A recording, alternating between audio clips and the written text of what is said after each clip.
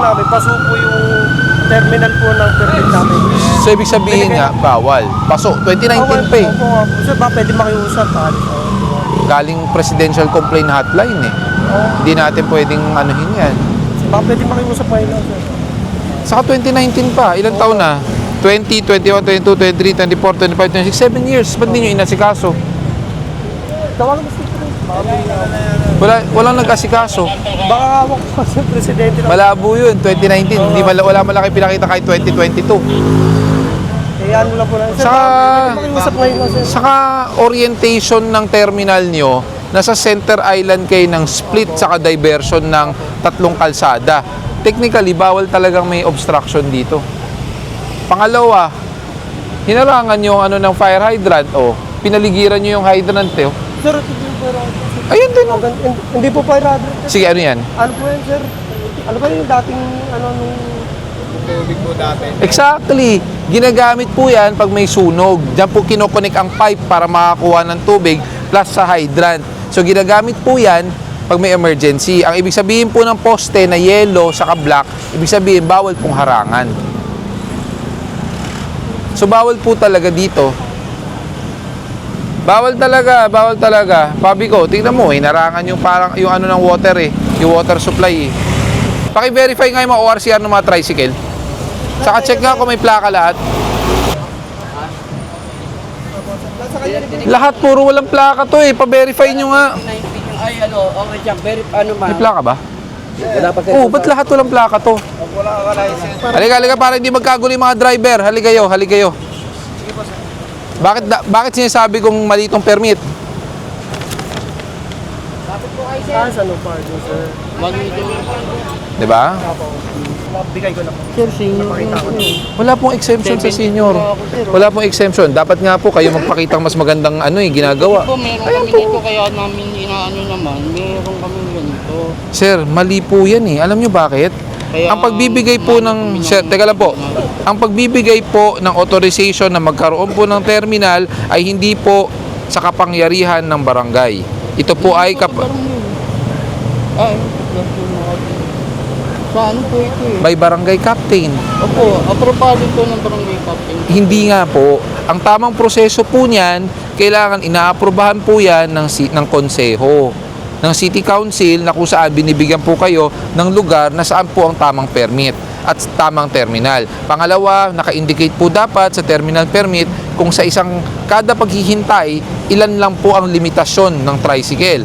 Pangatlo po, hindi po pwedeng harangan ang tinatawag po nating junction split. Kasi nga po, tatlong kalsada po yan. 1, 2, 3. So, tatlong intersection po ang nahaharangan natin. Kailangan klaro po. Ansa Polaris. Kaya nga po, Ansa Polaris. kaya nga kailangan nyo i-check po to. Kaya siguro hindi kayo ni-renew kasi nga po may pagkakamali. Pang-apat po tay, kung bibigyan kayo ng permit ng terminal, dapat tanggalin natin yan. Ayan tow away zone, no parking.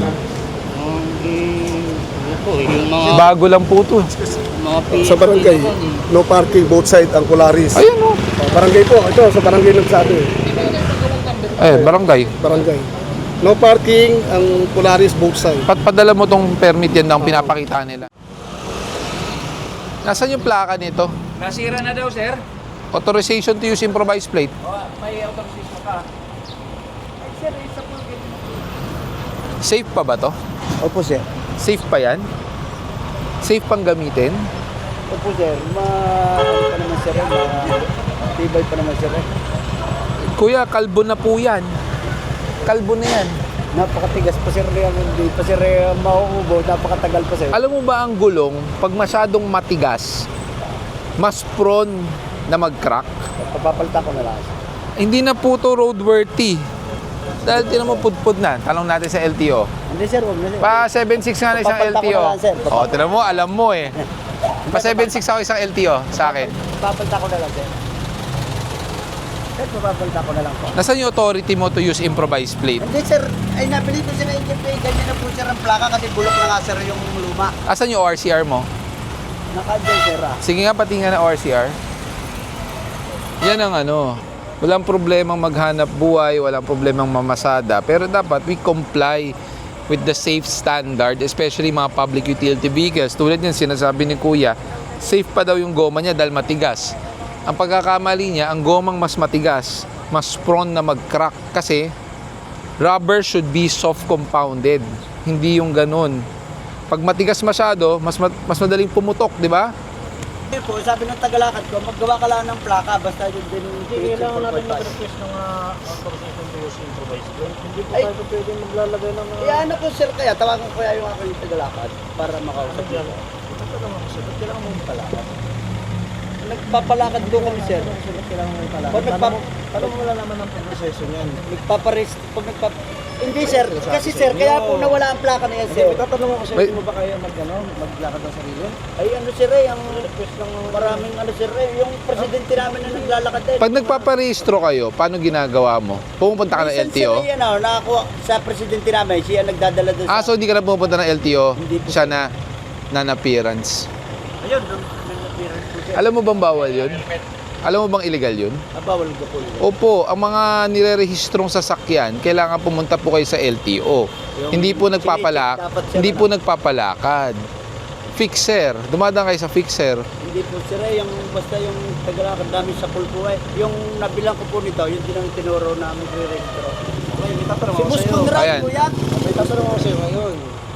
Pinasikaso mo yung plaka mo. Asan yung plaka mo? Ang plaka ko po sir nandoon sa maglilipat sana ito sa ibang Simple lang ang ahas. proseso natin. Galvanized to eh. Kaya nga po eh. Kutob ko tampered to eh. Hindi tugma ang chassis sa engine nito. Possible po yan. Kaya kami may mga may mga instances kaya alam mo po yung lakad na ginagawa nila ni isahan kasi pa po. Kaya nga isang bolto. Pero dapat pag magpaparehistro, dadalhin pa rin po. Dadalhin, correct.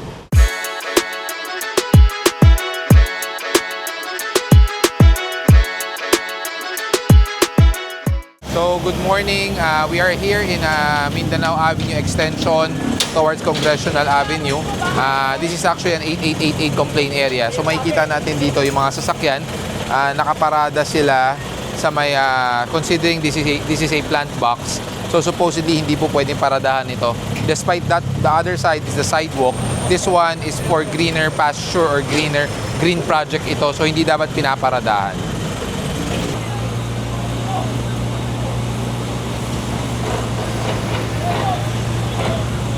Sabi na, pe-permission din kita.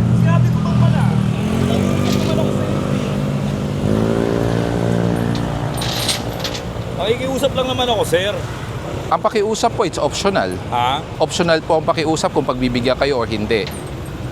Pero the fact na if you're going to taunt and you're going to Pag kailangan ganito ni social media, sir, ano po to? Public place eh. Documentation po to ng ahensya.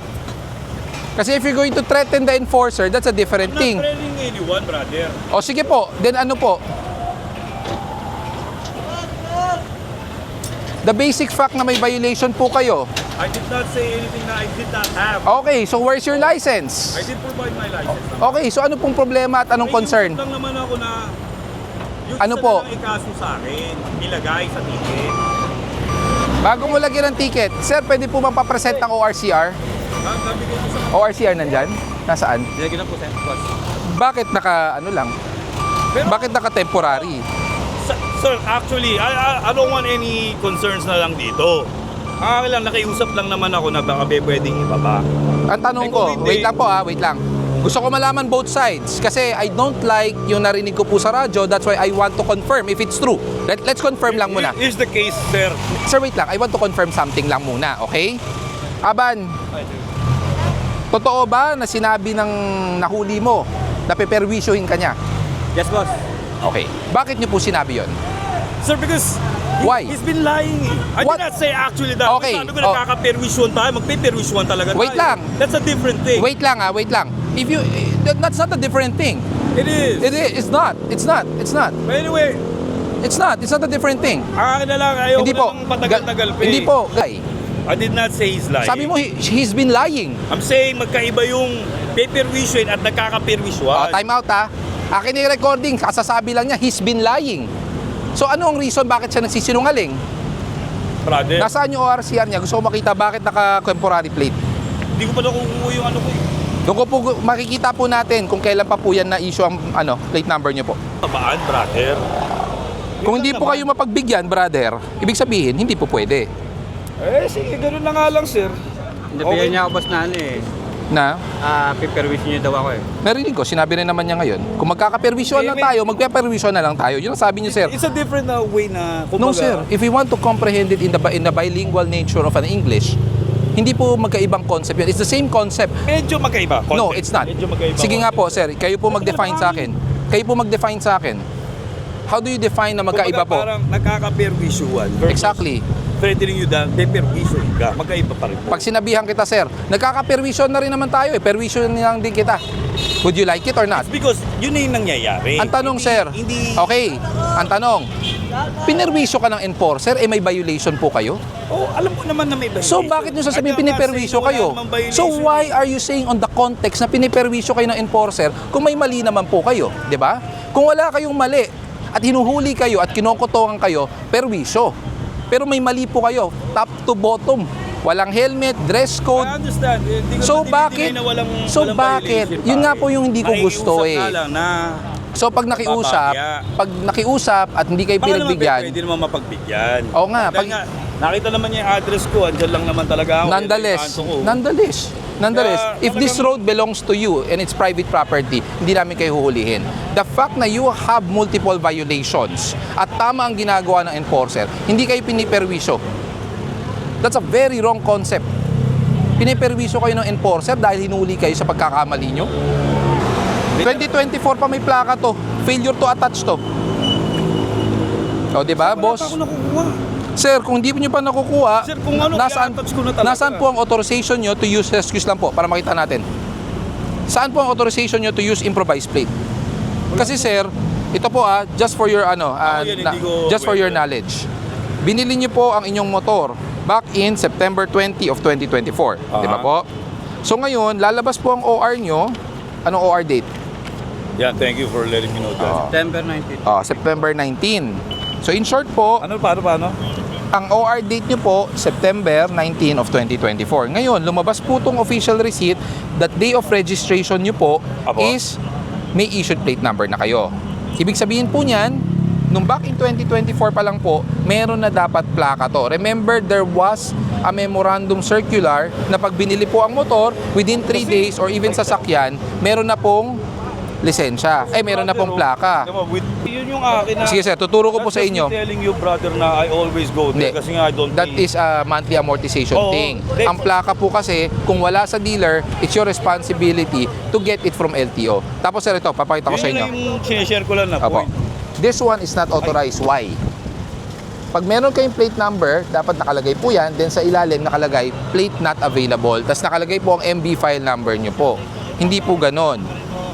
So meron pong... Hindi man lang ako So ngayon, Sorry, di ako ini-educate din nung so ngayon dapat balikan nyo ang dealer Talaga ako sa dealer. Oo. So gawin nyo, gawin nyo po ngayon, puntahan nyo si dealer Paano nyo nalaman doon para ma-educate ko rin yung one more run.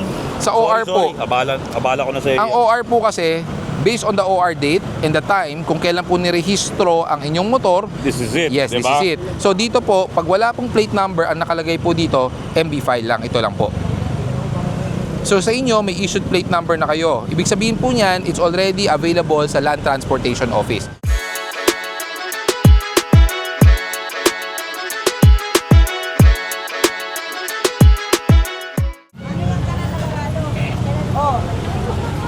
Yun. Barangay clearance. Ito ang nagpapatunay na ikaw po ay residente dito. Ngayon lang kayo dumating. Ay, hindi po. Gamitin mag-loan ng e-bike.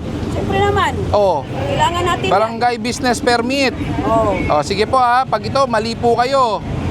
Kaya nga lang sa barangay yan Hindi naman kasama sa... Gamitin hanggang Disyembre 31, 2025. Expired. Isang taon pa. Isang taon pa po. Oo. Gamitin para sa loan purpose.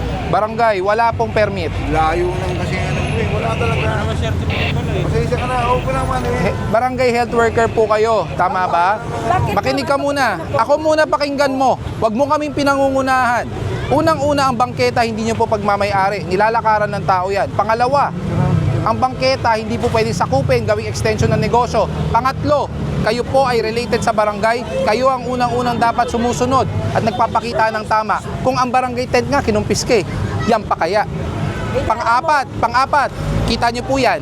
Ma'am, pakitingnan nyo po yung nasa likod nyo.